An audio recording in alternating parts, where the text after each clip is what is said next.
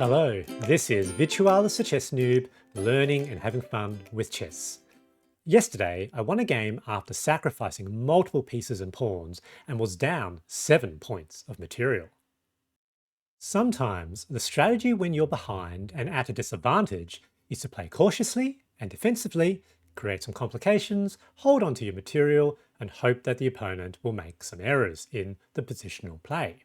Sometimes an alternative strategy is to play super aggressively to put the opponent psychologically off guard, and doing so is super fun.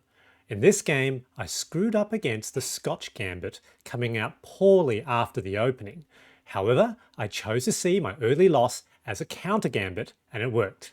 Please enjoy.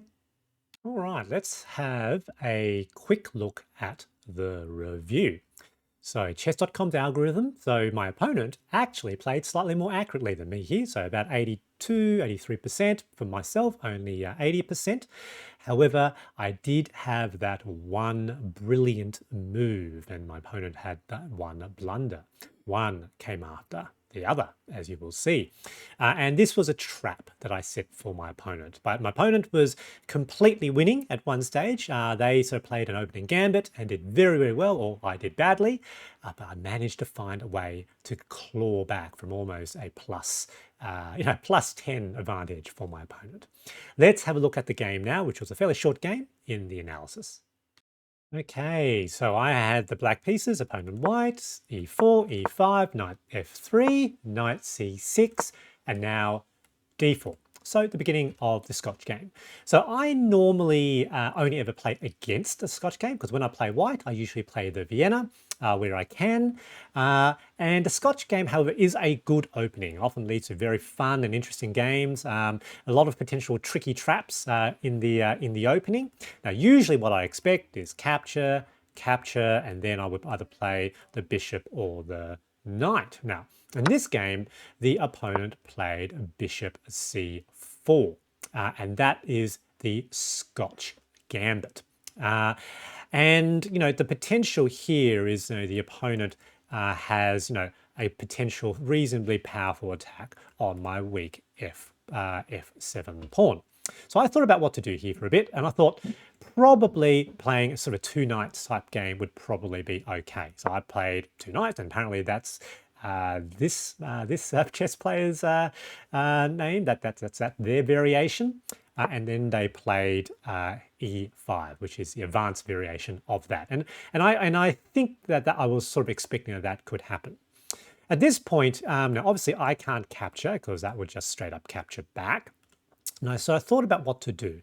Now, eventually I played queen e7. The idea is pinning the pawn to the king, but I have to admit I wondered even with this move whether or not I was making a mistake because there's a very similar sort of idea in the Vienna, and in the Vienna playing pinning the pawn to the king is bad for black, and in that case you would sort of play your own queen.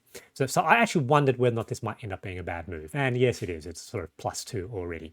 So the best move here apparently is to play that pawn move, and so sort of a tactical defense. So threatening the bishop can't capture because then I capture back, moving the knight out of the way. And so, yeah, so I'll remember that for next time. Opponent plays the best move. So short castles, which takes the king out of the pin, and now I have a problem. And with how quickly the opponent played these moves, I suspected they were quite familiar with this gambit, which makes sense when you play a gambit. So here I thought, I'll capture anyway. They captured back, and I thought, yep, capture back. And of course, the problem is now the rook pins the queen to the king. And at this point, I know, I'm pretty sure I am losing. I'm pretty sure this is very bad for me. And I had a decision what to do because, obviously I could potentially block with the knight, and I thought that was probably the best move. But then I have all sorts of problems. My pieces all bound up in the middle. I have extra threats against either the rook, either the knight or the queen. So I sort of wondered what would be the best move here, and so I decided to now go all in. I made some aggressive moves. They were a mistake. Let's gambit the queen. Bang, bang. Okay, and that's fine, can block. So now I've cleared that file. So they've down a piece, I've lost a queen, that's okay. Let's see what we can do. So they play c3, and I thought, now I saw that move. Attack the bishop. What are you going to do? They move that out of the way. Whack. What are they going to do?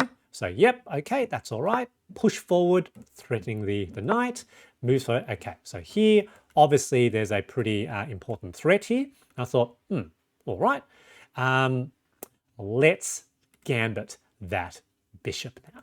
So, short castles. So I thought that they would probably capture. Makes sense. Then I can move my rook here, and that forces the queen out of the way, out of that file. And because I made those other sacrifices, now it is a fully open file. And that rook can potentially go all the way to the back rank. I thought that was potentially pretty good, pretty strong. So that's exactly what happened. Yep, I expected they might take that. I thought, doesn't matter. I need to aim for super aggressive moves, try to get for an early win. These pawns, they're not doing anything anyway. If I had to rely on those pawns to endgame, clearly I've already lost. Now, I thought that this was a very powerful move. Stockfish thought that was pretty good. Apparently that was better. Is that really better? Yeah, I suppose so, because you move that there, you basically create a defense on that position as well. However, here, look at the consequence. That's a forced move by white. That's the only move that prevents checkmate. Well, in fact, that's just the best. That's the only move they can make. And now this rook pins that bishop to that rook and pins that bishop to the king. So this one piece controls 3 of their pieces. That rook can't get out. This bishop can't get out without losing the rook. So this rook is very, very strong. And more than that, potentially because of that light square bishop is pinned to the king, potentially there is a very, very powerful set of moves here. Now, clearly I need to move my bishop out of the way. So I need this rook to be protecting this back rank to prevent checkmate. Otherwise, that's not looking very good there. So move the bishop to f5. Now the opponent, I thought, they must think they're winning. They must think they're winning. They're going to surely just capture that pawn. Looks like it's free for the taking. Yep, all good. And now line up the rooks. Now, why did I do that? Well, I thought there was a trap here. I thought, as I said, this was a very, very powerful set of moves. That's basically checkmate. The opponent needs to make space for the king. So probably they need to move one of the pawns. Potentially they could guard that square as well. So bring their queen all the way back. But are they going to do that? Are they going to do that? I thought, are they going to get greedy? But more than that, surely this looks like a very natural looking move. Looks like I stuffed up, right? That they think they're materially ahead, +7. They could trade a knight for a bishop, or that would be perfect for them. So I hoped that they would make that move, and they did. And look, mate in 3, and I did see this mate in 3.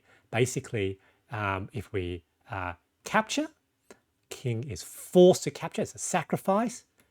Bishop, now with check, and because this rook now controls that file, the king is forced to move back, and then checkmate, with that bishop being cleared out of the area. So with this, I thought, yes, I've won the game. Check. And here my opponent opted to resign. They must have sort of then saw the series of moves. Very pleased to see in the analysis that Stockfish rated this as a brilliant move.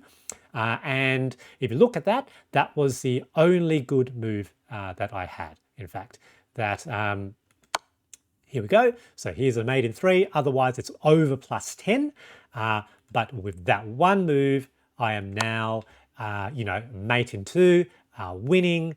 Very, very pleased with this game. So good game. GG. Looking only at the evaluation, my opponent was seemingly completely winning, almost +10 near the end. However, my desperate looking moves were not without a plan. The trap I had set was not overly difficult to see, except that I suspected that my opponent was probably so convinced that they had a winning position, they had a blind eye to their own back rank.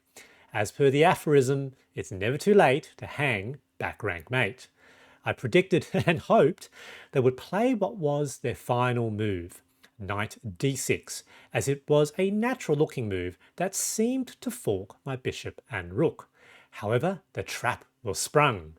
By not defending their king, my opponent allowed for a potential forced mate in 3. Stockfish evaluated my final move as brilliant, a rook sacrifice that seemingly came out of nowhere, and my opponent resigned. I hope you found this game interesting, and thanks for watching.